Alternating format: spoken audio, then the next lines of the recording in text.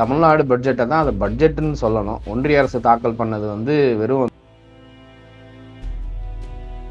கல்வி அப்படின்ற விஷயத்துக்கு முக்கியத்துவம் கொடுக்கக்கூடிய மாநிலங்கள் ஒன்று கேரளான்னு சொல்லுவாங்க, அதுக்கப்புறம் தமிழ்நாடுன்னு சொல்லுவாங்க. ஆனா என்னை பொறுத்த வரைக்கும் தமிழ்நாடு தான் அதுக்கு முன்னோடி அப்படின்னே சொல்லலாம். எல்லாருக்கும் எல்லாம் அப்படிங்கிறப்ப திருநங்கைகளுக்கும் கல்வி அப்படிங்கிற ஒரு விஷயத்த அவங்களுக்கு கொடுத்துட்டோம் அப்படின்னா அவர்கள் வந்து சுயமா சஸ்டைனபிளா அவங்க தங்களுடைய வாழ்க்கையை வந்து நடத்திக்குவேன். ஒரு சுவிட்சர்லாந்து, நெதர்லாந்து போன்ற குட்டி குட்டி நாடுகள், தமிழ்நாடு சைஸ் கூட இருக்காது அந்த நாடுகள் எல்லாமே, அங்கிருந்து வரக்கூடிய வீரர்கள் தான் வந்து ஒலிம்பிக்ல மிகப்பெரிய அளவுல ஷைன் பண்றாங்க. இந்தியா போன்ற மிகப்பெரிய நாட்டுல விளையாட்டுத்துறையில குறிப்பா வந்து அதிகமான ஆதிக்கம் செலுத்துறது உயர் சாதி வகுப்பினர். வழக்கம் போல அந்த பார்ப்பனிய கட்டுப்பாட்டுக்குள்ள தான் கிரிக்கெட்ல இருந்து எல்லா விளையாட்டுமே இருக்கு. இவர்கள் ஆட்சிக்கு வந்த இந்த 10 வருஷத்துல விளையாட்டுத்துறைக்குன்னு என்ன பண்ணுனாங்க அப்படிங்கிற ஒரு கேள்வி இருக்கு. கிரிக்கெட் மேட்ச் நடத்தி அதுல வந்து வெற்றி பெற்றுட்டா அதுல இருந்து நம்ம பிஜேபிக்கு ஆதாயம் தேடிக்கலாம், மோடியால தான் டீமே ஜெயிச்சிச்சு அப்படிங்கிற அரசியல் செய்யறவங்களுக்கு இந்த விளையாட்டுத்துறையை பத்தி பேசுறதுக்கு அருகதை. அதாவது இந்த 50 வருஷமா தமிழ்நாட்டில் ஆட்சி செஞ்சுட்டு இருக்கக்கூடிய திராவிட கட்சிகளுடைய திட்டத்தை, குறிப்பா திமுக கொண்டு வரக்கூடிய திட்டங்களை இன்னைக்கு காப்பி அடிச்சு பாஜக ஆளக்கூடிய மாநிலங்கள்ல இம்ப்ளிமெண்ட் பண்ணிட்டு இருக்காங்க. நம்ம தமிழ்நாட்டில இருந்து போன ஒரு யூடியூபர் வந்து உத்தரப்பிரதேசல இருக்கக்கூடிய பள்ளிகள் எந்த நிலைமையில அவலத்தோட இருக்கு அப்படிங்கிற ஒரு வீடியோவை எடுத்து போட்டாங்க. மை சென்னை 360 நேயர்களுக்கு வணக்கம்.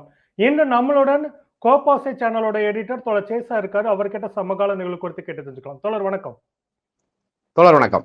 தோழர், நாடாளுமன்ற தேர்தல் நெருங்கி வர இந்த சமயத்துல பாத்தீங்கன்னா ஒன்றிய அரசு ஒரு பட்ஜெட்டை வந்து தாக்கல் செய்திருந்தாங்க. அந்த பட்ஜெட்டுக்கும் தமிழ்நாடு அரசு இப்போது தாக்கல் செய்திருக்க இந்த பட்ஜெட்டுக்கும் இருக்கிற வித்தியாசத்தை எப்படி பாக்குறீங்க?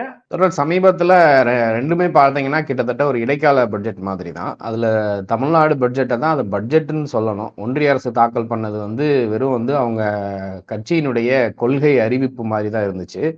அதை பட்ஜெட்னே சொல்ல முடியாது. பெரிய அளவுக்கான திட்டங்கள், அப்கோர்ஸ் எலெக்ஷன் வர்றதுனால பெரிய திட்டங்கள்லாம் அறிவிக்க முடியாது, சில விதிகள்லாம் இருக்கு. ஆனா அதுலயுமே பாத்தீங்கன்னா நாடாளுமன்றத்துக்குன்னு ஒரு மரபு இருக்கு, பினான்ஸ் மினிஸ்டர், ஒரு அரசியல் ஆட்சி அரசுக்குன்னு சில மரபுகள்லாம் இருக்கும். அது எல்லாத்தையும் மீறி நாங்க 1000 ஆண்டுகளுக்கு ஆட்சி செய்ய போறோம் அப்படி இப்படின்னு பல பாஜக ஆர்எஸ்எஸ்னுடைய கொள்கைகளை தான் அந்த பட்ஜெட்ல அள்ளி விட்டாங்க, பல உருட்டுகளை உருட்டி விட்டாங்க அப்படிங்கிறத பார்க்கலாம். வேற தமிழ்நாட்டுல பாத்தீங்கன்னா இங்க தமிழ்நாடுடைய பட்ஜெட் வந்து ஒரு கம்ப்ளீட் இன்க்ளூசிவ் பட்ஜெட் அப்படின்னே சொல்லலாம். ரொம்ப எல்லா விதமான மக்களுக்கும் பயன் தர வரக்கூடிய வகையில பட்ஜெட் அமைஞ்சிருது. அதுல குறிப்பா எஜுகேஷன் டிபார்ட்மெண்ட்ல ரொம்ப ஹைலைட் பண்ணி இவங்க கொடுத்துருக்குறாங்க. கடந்த பட்ஜெட்ல பாத்தீங்கன்னா எனக்கு ஞாபகத்துல இருக்கிற வரைக்கும் 37,000 கோடி ஒதுக்கி இருந்தாங்கன்னு நினைக்கிறேன் எஜுகேஷன் டிபார்ட்மெண்ட்டுக்கு. ஆனா இந்த வருஷம் பாத்தீங்கன்னா அது அப்படியே 44,000 கோடி வரைக்கும் இன்க்ரீஸ் பண்ணியிருக்கிறாங்க. ஸோ இதுவே தெரியுது எந்த அளவுக்கு இந்தியா அப்படின்னு எடுத்துக்கிட்டீங்கன்னாலே பாத்தீங்கன்னா இளம் தலைமுறையினர் அதிகமா இருக்கக்கூடிய நாடு. கடந்த பட்ஜெட்ல பாத்தீங்கன்னா கல்வி, அது பள்ளி கல்வியா இருக்கட்டும் இல்ல உயர்கல்வித்துறையா இருக்கட்டும், எனக்கு தெரிஞ்சு கடந்த பட்ஜெட்ல பாத்தீங்கன்னா பள்ளி கல்வித்துறைக்கு அப்படின்னு சொல்லிட்டு 37,000 கோடி ஒதுக்கி இருந்தாங்கன்னு எனக்கு ஞாபகம் இருக்கு. ஒண்ணு கொஞ்சம் ஒரு சில 100 கோடிகள் முன்ன பின்ன இருக்கலாம். ஆனா இந்த பட்ஜெட்ல அது அப்படியே 44,000 கோடியா அதிகரிச்சிருக்கிறத பார்க்க முடியுது. அது மட்டும் இல்லாம 2021 பதவிக்கு வந்த இந்த திமுக அரசாங்கம், முதல்வர் ஸ்டாலின் அவருடைய தலைமையில வந்த இந்த அரசாங்கம் எந்த அளவுக்கு இளம் தலைமுறையினுடைய எதிர்காலத்துக்கு முக்கியத்துவம் கொடுக்குறாங்க அப்படிங்கிறது மிக முக்கியத்துவம் வாய்ந்ததாக பார்க்கப்படுது. ஆண்டுக்கு 2 கோடி இளைஞர்களுக்கு வேலை வாய்ப்பை உருவாக்கி கொடுப்பேன் அப்படின்னு வாக்கு கொடுத்துட்டு ஆட்சிக்கு வந்த பிரதமர் மோடி இன்னைக்கு இளைஞர்களுடைய நிலைமை என்னன்னு பாத்தீங்கன்னா, அவங்களுடைய ராமராஜ்யம் உத்தரப்பிரதேசம் பாஜகவினுடைய கோட்டை அப்படின்னு சொல்லக்கூடிய இடத்துல வெறும் 62,000 போஸ்ட்டுக்கு, போலீஸ் கான்ஸ்டபிள் போஸ்ட்டுக்கு 50 லட்சம் இளைஞர்கள் வந்து அப்ளை பண்ணிருக்கிறாங்க. இது ஒரு மிகப்பெரிய அவலம். அந்த நிலைமையில தான் பாஜக ஆளக்கூடிய மாநிலங்களுடைய நிலைமை இருக்கு. இதே இது 2018 காலகட்டத்துல பாத்தீங்கன்னா ஒரு 64 பியூன் போஸ்ட் நினைக்கிறேன், அதுக்கு வந்து கிட்டத்தட்ட 50,000 பேருக்கு மேல அப்ளை பண்ணிருக்கிறாங்க. அதுல 2,800 பேருக்கு மேல பிஹெச்டி கிராஜுவேட் வந்து அந்த போஸ்ட், அதுக்கு 5ஆம் வகுப்பு படிச்சிருந்தா போதும். ஸோ அந்த அளவுக்கு இந்தியாவில் வந்து வேலையின்மை அப்படிங்கிறது அவ்வளவு கொடூரமா போய்கிட்டு இருக்குது. சமீபத்துல விப்ரோ யூனிவர்சிட்டி நடத்தின ஒரு ஆய்வுல பாத்தீங்கன்னா 25 வயதுக்கு உட்பட்ட இளைஞர்கள் 45% பேர் வந்து வேலை கிடைக்காம, அவங்க விருப்பப்பட்ட வேலையா இருக்கட்டும், படிப்புக்கு ஏற்ற தகுதிக்கு ஏற்ப வேலை கிடைக்காம அவ்வளவு அவல நிலையோட இருக்கிறாங்க அப்படிங்கிற ஒரு செய்தி வந்துச்சு. ஆனா இதற்கான எந்த ஒரு எதிர்கால திட்டமும் இந்த பாஜக அரசு வந்து மோடி தலைமையிலான அரசு 10 வருஷத்துல போடவும் இல்லை, இந்த பட்ஜெட்லையும் போடலை அப்படிங்கிறது தான் ஒரு கவலைப்படக்கூடிய ஒரு விஷயமா இருக்குது. அந்த இடத்துல இப்ப தமிழ்நாடு அரசுடைய பட்ஜெட் பாத்தீங்கன்னா உண்மையிலேயே வரவேற்கத்தக்க வகையில தான் இருக்கு தோழர். தோழர், இந்த பட்ஜெட்ல வந்து பாத்தீங்கன்னாக்கா சமூக நீதி அரசு அப்படின்றதுக்கு எடுத்துக்காட்டா திருநர்களுக்கும் சமூக நீதி வந்துட்டு உச்சத்துல தொடணும் அப்படின்றத கல்வியில வந்துட்டு முன்னுரிமை கொடுத்திருக்கிறாங்க. அவர்களுக்கான கல்லூரி படிப்புக்கான செலவு முழுக்க அரசை ஏத்துக்குது அப்படின்ற மாதிரி சொல்லி இருக்கிறாங்க. கூட வந்து பாத்தீங்கன்னாக்கா அந்த அரசு உதவி பெறும் பள்ளிகள்ல படிக்கிற மாணவர்களுக்கும் இனி கல்லூரியில வந்துட்டு மாதம் 1000 ரூபாய் உதவித்தொகை கொடுக்கறது வந்துட்டு இந்த மாதிரி திட்டம் வந்து கல்வியை முன்னோக்கி இந்த திட்டத்தை வந்து பட்ஜெட் வந்து கொண்டு போயிருக்கிற நோக்கம் எதை பொறுத்து இருக்குது. ஏற்கனவே கடன் சுமை வந்துட்டு தமிழ்நாட்டுக்கு அதிகமா இருக்குது அப்படின்ற சூழல்ல இந்த மாதிரி பட்ஜெட்ல வந்துட்டு எல்லாத்தையும் திட்டங்கள் அறிவிச்சுட்டு கடனை அதிகப்படுத்தி இந்த மாதிரி வந்து செலவு பண்ணணுமா அப்படின்னு ஒரு கருத்து முன்வைக்கிறாங்களே. திருநங்கைகள் அப்படிங்கிற பெயரே வந்து பாத்தீங்கன்னா கலைஞர் அவர்கள் உருவாக்கி அவங்களுக்கு ஒரு மரியாதை செலுத்துற விதமா, ஏன்னா அதுக்கு முன்னாடி வரைக்கும் தமிழ்நாட்டுல இல்ல உலகம் முழுக்க வந்து பெரிய அளவுக்கு அவங்களுக்கான ஒரு உரிய அங்கீகாரமோ இல்ல சரியான மரியாதைகளோ இருக்காது. தமிழ்நாட்டுல ஒரு பெரிய மாற்றத்திற்கான தொடக்க புள்ளியாக கலைஞர் அவர்கள் அந்த பெயரை சூட்டினாங்க.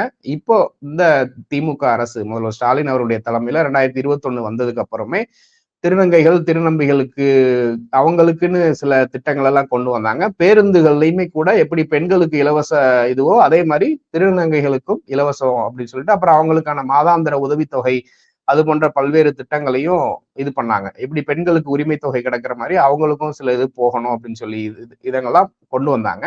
ஸோ இன்னைக்கு வந்து கல்வி அப்படிங்கிறது இந்தியாவிலேயே கல்வி அப்படின்ற விஷயத்துக்கு முக்கியத்துவம் கொடுக்கக்கூடிய மாநிலங்கள் ஒண்ணு கேரளான்னு சொல்லுவாங்க, அதுக்கப்புறம் தமிழ்நாடுன்னு சொல்லுவாங்க. ஆனா என்னை பொறுத்த வரைக்கும் தமிழ்நாடு தான் அதுக்கு முன்னோடி அப்படின்னே சொல்லலாம். எந்த அளவுக்கு தமிழ்நாட்டுல இருக்கக்கூடிய மாணவர்கள் வந்து படிச்சு, அதாவது இப்ப கேரளா அப்படின்னு எடுத்துக்கிட்டீங்கன்னா ஒரு குறிப்பிட்ட ஏரியால ஷைன் ஆகுறாங்க, இல்ல ஒரு சில விஷயங்கள்ல ரொம்ப பெர்ஃபார்ம் பண்றாங்க அப்படிங்கிறது இருக்கும். ஆனா தமிழ்நாடை பொறுத்த வரைக்கும் அப்படி இல்லாம பரவலா எல்லா இடங்கள்லயுமே அந்த வளர்ச்சி அப்படிங்கிறது காணப்படும். இந்த பல்வேறு ஊடகங்கள்ல வந்து நிகழ்ச்சிகள்லாம் சொல்லுவாங்க இல்லையா, கேரளா வந்து தி பெஸ்டா இருக்கிறாங்க லிட்ரஸி ரேட்ல அப்படின்னா, எழுத படிக்க தெரிஞ்சாப்புல லிட்ரஸி ரேட் அப்படிங்கிறது ஒண்ணு. ஆனா தமிழ்நாட்டுல பாத்தீங்கன்னா அப்படி இல்லை. தமிழ்நாட்டை பொறுத்த வரைக்கும் இன்னைக்கு இந்தியாவில உலகத்துல இருக்கக்கூடிய மிக முக்கியமான நிறுவனங்கள்ல இருக்கக்கூடிய சிஇஓக்கள்லாம் தமிழ்நாட்டுல இருந்து போனவங்களா இருக்கிறாங்க. அது மட்டும் இல்லாம பல்வேறு ஆராய்ச்சி நிறுவனங்கள் பல்வேறு கண்டுபிடிப்புகளை கண்டுபிடிச்சதுல தமிழர்கள் தான் இருக்கிறாங்க அப்படிங்கிறத பார்க்க முடியும். அதே மாதிரி ஒன்றிய அரசு துறையில பாத்தீங்கன்னாலும் தமிழர்களுடைய பங்களிப்பு அப்படிங்கிறது அதிகமா இருக்கும். அதுக்கு எல்லாத்துக்குமே வித்துட்டது வந்து அந்த இன்க்ளூசிவ் பாலிசி அப்படிங்கிறது தான் கொண்டு வரணும். ஸோ இந்த அரசாங்கமுமே பாத்தீங்கன்னா மாபெரும் தமிழ் கனவு அந்த 7 அம்சம் அப்படின்னு சொல்லிட்டு எல்லாருக்கும் எல்லாம் அப்படிங்கிற ஒற்றை முழக்கத்தை வந்து முன் வச்சுதான் எல்லா திட்டங்களையும் தீட்டிக்கிட்டு வராங்க அப்படிங்கிறத பார்க்க முடியுது. ஸோ அந்த எல்லாருக்கும் எல்லாம் அப்படிங்கிறப்ப திருநங்கைகளுக்கும் கல்வி அப்படிங்கிற ஒரு விஷயத்த அவங்களுக்கு கொடுத்துட்டோம் அப்படின்னா அவர்கள் வந்து சுயமா சஸ்டைனபிளா அவங்க தங்களுடைய வாழ்க்கையை வந்து நடத்துக்கு. ஏன்னா கல்வி இன்னைக்கு வந்துருச்சுனாலே அவங்க வாழ்க்கையை சமாளிக்கிறதுக்கான எல்லாமே கிடைச்சிரும் இல்லையா. அந்த அளவுக்கு பாத்தீங்கன்னா கல்வியை கொடுத்துட்டோம் அப்படின்னா மிகப்பெரிய அளவுக்கு அவங்களால முன்னேற முடியும் அப்படிங்கிற கருத்துல அதை கொண்டு வந்திருக்கிறதா தான் நான் பாக்குறேன். இந்த பட்ஜெட் வந்து பாத்தீங்கன்னாக்கா ஒன்றிய அரசோட திட்டங்களை காப்பி அடித்து வைக்கப்பட்ட பட்ஜெட் அப்படின்ற மாதிரி அண்ணாமலையும் வானதி சீனிவாசனும் ஒரு விமர்சனத்தை வந்து வைக்கிறாங்க. குறிப்பா வந்து பாத்தீங்கன்னாக்கா இந்த வீடு கட்டும் திட்டம், கலைஞரின் கனவு இல்லம் திட்டம், இதெல்லாம் பாத்தீங்கன்னாக்கா ஒன்றிய அரசோட திட்டத்தை காப்பி அடித்துதான் இத்தனை திட்டங்களை வந்துட்டு இது பண்ணிருக்காங்க கொண்டு வந்திருக்காங்கன்னு சொல்றாங்க. கூடவே வந்து பாத்தீங்கன்னா விளையாட்டுத்துறைக்கு வந்துட்டு ஏன் இவ்வளவு நிதிகளை ஒதுக்கணும் அப்படின்னு சொல்லிட்டு அண்ணாமலை வந்து கேள்வி எழுப்புறாரு. விளையாட்டுத்துறைக்கு இவ்வளவு நிதிகள் ஒதுக்க வேண்டிய அவசியம் என்ன இருக்குன்னு நீங்க நினைக்கிறீங்க? விளையாட்டுத்துறைக்கு நிச்சயமாக அதிகமான நிதிகள் ஒதுக்கப்பட வேண்டும். இந்தியா அப்படிங்கிற ஒரு நாடு பாத்தீங்கன்னா இட்ஸ் ஒரு கான்டினென்ட் மாதிரி. ஏன்னா இன்னைக்கு வந்து ஒரு சுவிட்சர்லாந்து, நெதர்லாந்து போன்ற குட்டி குட்டி நாடுகள், தமிழ்நாடு சைஸ் கூட இருக்காது அந்த நாடுகள் எல்லாமே. அங்கிருந்து வரக்கூடிய வீரர்கள் தான் வந்து ஒலிம்பிக்ல மிகப்பெரிய அளவுல ஷைன் பண்றாங்க. அப்படி இருக்கிறப்ப இந்தியா போன்ற மிகப்பெரிய நாட்டுல விளையாட்டுத்துறையில குறிப்பா வந்து அதிகமான ஆதிக்கம் செலுத்துறது உயர் சாதி வகுப்பினர். வழக்கம் போல அந்த பார்ப்பனிய கட்டுப்பாட்டுக்குள்ளதான் கிரிக்கெட்ல இருந்து எல்லா விளையாட்டுமே இருக்கு. இவ்வளவு பெரிய மனித வளத்தை கொண்ட நாட்டுல விளையாட்டுத்துறையில சாதிக்கிறதுக்கு ஆளே இல்லையா அப்படிங்கிற ஒரு கேள்வி இருக்கு இல்லையா. நம்ம அடிக்கடி டிவி நிகழ்ச்சிகள் எல்லாம் பார்த்திருப்போம். நம்ம சாதாரண மலைவாழ் மக்கள் வந்து அந்த வில்லு குறிபார்த்து அடிக்கிற விஷயங்கள் முதற்கொண்டு அவர்களை வந்து ஒலிம்பிக் போட்டியில இறக்கி விட்டோம்னா அவங்களுக்கு ஈடா யாராலையுமே ஜெயிக்க முடியாத அளவுக்கு திறமைகள் இருக்கு இவங்க கிட்ட. ஸோ அந்த மாதிரியான திறமைகளை கண்டுபிடிக்கணும், விளையாட்டை மேம்படுத்தணும், அவங்களுக்கான இந்த விஷயங்கள் எல்லாத்தையும் தயார்படுத்தணும் அப்படின்னா பயிற்சி பெறக்கூடிய பயிற்சி கூடங்கள்ல இருந்து உடற்பயிற்சி கூடங்கள்ல இருந்து எல்லாத்தையும் பண்ணணும்னா நிச்சயமாக அவ்வளவு பெரிய நிதி அப்படிங்கிறது தேவையா இருக்கு. பிஜேபி அதை சொல்றதுக்கு அருகதையே இல்லை அப்படின்னு தான் சொல்லணும். இவர்கள் ஆட்சிக்கு வந்த இந்த 10 வருஷத்துல விளையாட்டுத்துறைக்குன்னு என்ன பண்ணுனாங்க அப்படிங்கிற ஒரு கேள்வி இருக்கு. கிரிக்கெட் மேட்ச் நடத்தி அதுல வெற்றி பெற்றுட்டா அதுல இருந்து நம்ம பிஜேபிக்கு ஆதாயம் தேடிக்கலாம், மோடியால தான் டீமே ஜெயிச்சிச்சு அப்படிங்கிற அரசியல் செய்யறவங்களுக்கு இந்த விளையாட்டுத்துறையை பத்தி பேசுறதுக்கு அருகதை என்ன அப்படிங்கிற ஒரு கேள்வி இருக்கு. அதுக்கப்புறம் பாத்தீங்கன்னா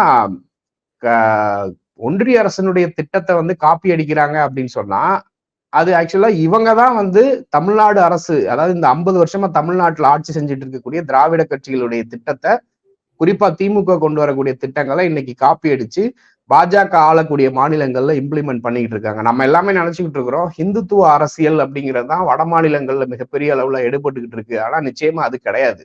ஹிந்துத்துவாவோ ராமர் கோவிலுக்கோ மேபி அதிகமா ஒரு 3% வேணா ஓட்டு போடலாம். ஆனா மற்ற எல்லாமே பாத்தீங்கன்னா இலவச அரிசி, அந்த ரேஷன் கடைகள் மூலமா கொடுக்கக்கூடிய அத்தியாவசிய பொருட்களை இலவசமா கொடுக்குறாங்க இல்லையா, இல்ல மானிய விலையில கொடுக்குறாங்க இல்லையா பாஜக. இப்ப கூட அனௌன்ஸ் பண்ணாங்கல்ல, அடுத்த 5 வருஷத்துக்கு நாங்க கோதுமை இலவச கோதுமையை எக்ஸ்டெண்ட் பண்றோம் அப்படின்னு சொல்லி இந்த மத்திய பிரதேச தேர்தல் 5 மாநில தேர்தலுக்கு முன்னாடி அனௌன்ஸ் பண்ணாங்க. அதன் அடிப்படையில தான் அவங்க வட மாநில மக்கள் வாக்கு செலுத்துறாங்க. அந்த திட்டங்கள் அனைத்தையும் இன்னைக்கு கொண்டு வராங்க பிஜேபி. ஆனா இது எல்லாமே பாத்தீங்கன்னா தமிழ்நாட்டுல திமுக போன்ற கட்சிகள் என்னைக்கு 50 வருஷத்துக்கு முன்னாடியே இம்ப்ளிமெண்ட் பண்ணிட்டாங்க. ஸோ அந்த மாதிரி மக்கள் நல திட்டங்களை காப்பி அடிச்சு அரசியல் பண்ணி இன்னைக்கு வாக்கு வாங்கிட்டு இருக்கிறது பிஜேபி தான். அதுவும் இப்போ அந்த லைன்ல பாத்தீங்கன்னா ரொம்ப தீவிரமா காங்கிரஸ் கட்சியும் முனைப்புல எடுத்துக்கிட்டு வராங்க. அவங்க ஆளக்கூடிய எல்லா மாநிலங்கள்லயும் கடந்த 50 ஆண்டுகள்ல தமிழ்நாட்டுல எந்த அளவுக்கு மக்கள் நல திட்டங்கள் செயல்படுத்தப்பட்டுச்சோ அதை எல்லாத்தையும் இன்னைக்கு தீவிரமா வட மாநிலங்கள்ல காங்கிரஸ் கட்சியும் கையில் எடுத்துருக்கு, தேர்தல் வாக்குறுதியாகவும் கொடுக்க ஆரம்பிச்சிருக்காங்க. பாஜக இந்த 5 மாநில தேர்தல்கள்ல 3 மாநிலங்கள்ல ஜெயிச்சதற்கு மிக முக்கிய காரணம் இந்த திராவிட மாடல் வாக்குறுதிகள் இருக்கு இல்லையா, திட்டங்கள் இருக்குல்ல, அதை அப்படியே காப்பி அடிச்சு அங்க சொன்னதுனாலதான். அண்ணாமலை இன்னொரு விமர்சனத்தையும் வைக்கிறாரு. பாஜக தொலைநோக்கு பார்வையோட பட்ஜெட்டை போடும், ஆனா திமுக பாத்தீங்கன்னா கமிஷனுக்காக மட்டும்தான் பட்ஜெட் போடும் அப்படின்னு ஒரு குற்றச்சாட்டை வைக்கிறாரு. இதை எப்படி பாக்குறீங்க? அது அவர் கண்ணாடியை பார்த்தே அவர் பேசிக்கணும் தோழர். திமுக, நான் ஒரு சின்ன இதுக்கு ஒரு தகவலை சொல்றேன். நேத்து முந்தைய தினம் ஒரு செய்தி வந்துச்சு. குஜராத்ல ஒரு செய்தி பாத்தீங்கன்னா 2023 ஆண்டு வரைக்கும் உள்ள கணக்கெடுப்புப்படி குஜராத்ல 341 அரசு தொடக்க பள்ளிகள் பாத்தீங்கன்னா ஒரே ஒரு வகுப்பறையோட இயங்கிக்கிட்டு இருக்கான். கிட்டத்தட்ட 2800 காலி பணியிடங்கள் இன்னும் நிரப்பாம வச்சிருக்கிறாங்கன்னு சொல்லிட்டு குஜராத் சட்டமன்றத்துல கிருத்தி பட்டேல் அப்படிங்கிற காங்கிரஸ் எம்எல்ஏ கேட்ட ஒரு கேள்விக்கு அந்த மாநில கல்வி அமைச்சர் பதில் சொல்லியிருக்கிறார். 15 வருஷத்துக்கு மேல குஜராத்தை பாஜக ஆட்சி செய்து பிரதமர் மோடி அவர்களுடைய சொந்த மாநிலம், அவரே 12 வருஷம் அங்க ஆட்சி பண்ணியிருக்கிறாரு. அவரு தொலைநோக்கு பார்வையோட திட்டம் போட்டிருந்தாருன்னா இந்த மாதிரியான அவலங்கள் எப்படி நடந்திருக்கும்? இப்ப உத்தரப்பிரதேசத்துல 2வது முறையா பாஜக ஆட்சி பண்ணிட்டு இருக்கிறாங்க. சமீபத்துல ஒரு காணொலி சமூக வலைதளங்கள்ல வைரல் ஆச்சு. நம்ம தமிழ்நாட்டுல இருந்து போன ஒரு யூடியூபர் உத்தரப்பிரதேசத்துல இருக்கக்கூடிய பள்ளிகள் எந்த நிலைமையில அவலத்தோட இருக்கு அப்படிங்கிற ஒரு வீடியோவை எடுத்து போட்டாங்க.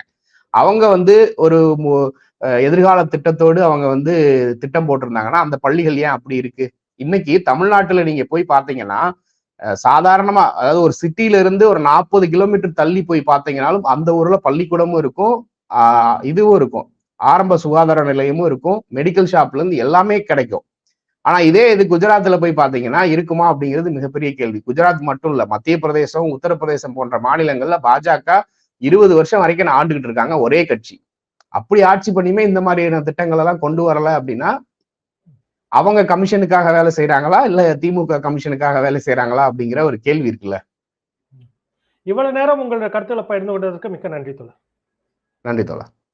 அந்த வீடியோ பகிரும் போதெல்லாம் பாருங்க, திராவிட மாடல் அரசினுடைய ஆட்சியில் கோவிலுடைய அவலத்தை பாருங்க, இந்து மக்களே பாருங்க திராவிட மாடல் ஆட்சி கோவில்களை உடைக்கிறது, இந்துக்களே பாருங்க திராவிட மாடல் ஆட்சி இந்துக்களுக்கு எதிரானது அப்படின்னு பரப்புறானுங்க. ஆனா உடைக்கிறது யாரு? ஒன்றிய அரசு. சரி, ஒருவேளை மாநில அரசு அந்த கோவில்ல ஏதேனும் கை வைத்திருந்தால், மாநில அரசு ஏதேனும் அந்த கோவிலுடைய சிறு சிறு பகுதியில் உடைத்திருந்தால், அண்ணாமலையும் நம்ம எச்ச ராஜாவும் சும்மா இருந்திருப்பாங்களா? உடைப்பாங்கல்ல.